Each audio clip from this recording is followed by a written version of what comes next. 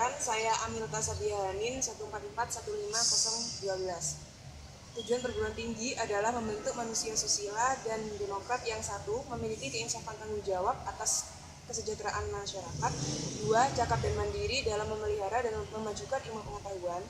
3. Cakap memangku jabatan dan atau pekerjaan dalam masyarakat. Untuk menuju tujuan tersebut, pendidikan perguruan tinggi tidak hanya dapat dilakukan oleh pihak perguruan tinggi saja, namun juga harus didukung oleh usaha mandiri mahasiswanya, itulah kemahasiswaan. Kemahasiswaan ada agar mahasiswa sendiri juga ikut serta dalam mendidik dirinya sendiri, learning by themselves, dengan tetap berpedoman pada nilai kebenaran ilmiah, juga dengan melakukan kritik dan koreksi atas dirinya sendiri.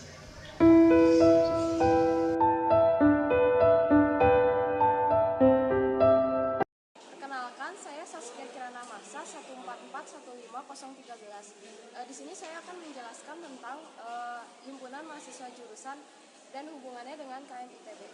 Jadi, himpunan mahasiswa jurusan itu merupakan badan kelengkapan KM ITB di tingkat program studi yang memiliki ciri dan karakteristik khas sesuai dengan keilmuannya. Himpunan mahasiswa jurusan bersifat otonom di dalam struktur KM ITB. Artinya, himpunan mahasiswa memiliki wewenang penuh atas program dan aktivitasnya di tingkat jurusan. Akan tetapi, tetap memiliki hubungannya dengan kabinet dan koordinasi dengan kabinet KM ITB. Himpunan mahasiswa jurusan berkewajiban mengirim senator kepada Kongres KM ITB serta memberikan sumber daya kepada kabinet KM ITB untuk program kebutuhan seluruh mahasiswa dan program agenda terpusat yang telah disetujui oleh Kongres. Terima kasih.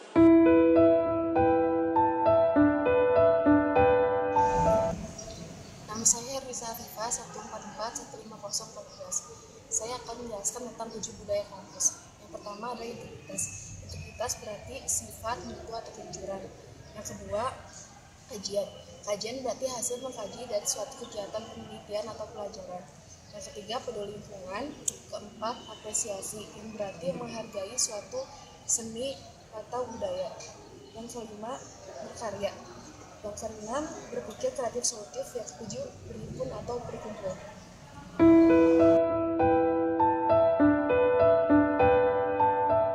Hai semuanya, nama saya Andini dari MRI. Di sini saya pengen jelasin tentang 5 tahapan belajar dalam suatu organisasi. Yang pertama itu ada orientas.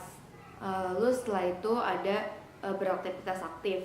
Nah, setelah itu ada penentu kebijakan.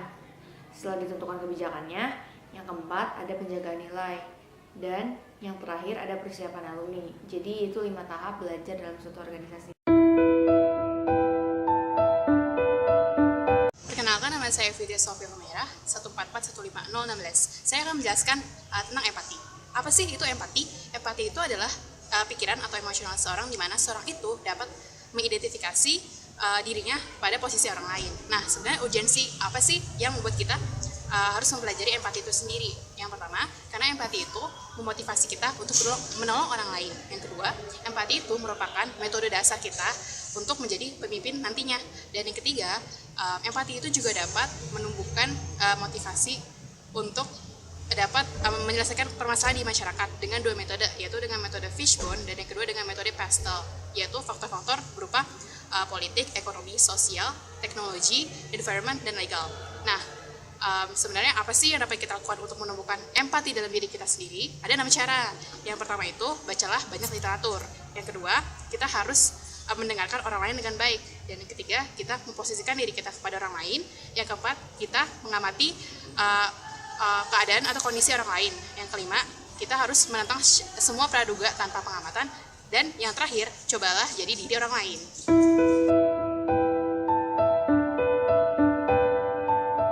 Rekayasa Industri NIM 144-15017 sekarang akan menjelaskan tentang peran, posisi, dan potensi mahasiswa. Peran mahasiswa adalah tingkah yang diharapkan yang harus dimiliki seseorang. Peran mahasiswa garis besarnya adalah perintis pergerakan. Dibagi menjadi 2. Yang pertama ada menemukan rasa kepedulian, keinginan bergerak, dan yang kedua adalah menumbuhkan perasaan sadar terhadap keadaan sekitar. Sedangkan potensi mahasiswa adalah kemampuan seseorang yang bisa dikembangkan dalam pribadi orang tersebut. Potensi ada dari 2. Yang pertama dalam diri. yaitu misalnya hard skill, soft skill, dan idealisme.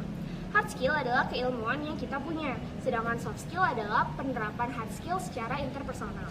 Sedangkan idealisme adalah prinsip dasar kita untuk menghadapi masalah dari lingkungan, misalnya fasilitas, sarana, atau prasarana. Posisi mahasiswa, artinya letak atau kedudukan. Karena kita punya posisi itu, kita dibebankan dua hal. Yang pertama, menyadari hal bahwa posisi kita tidak lebih tinggi atau lebih rendah dari masyarakat. Dan yang kedua, karena kita memiliki kesempatan lebih untuk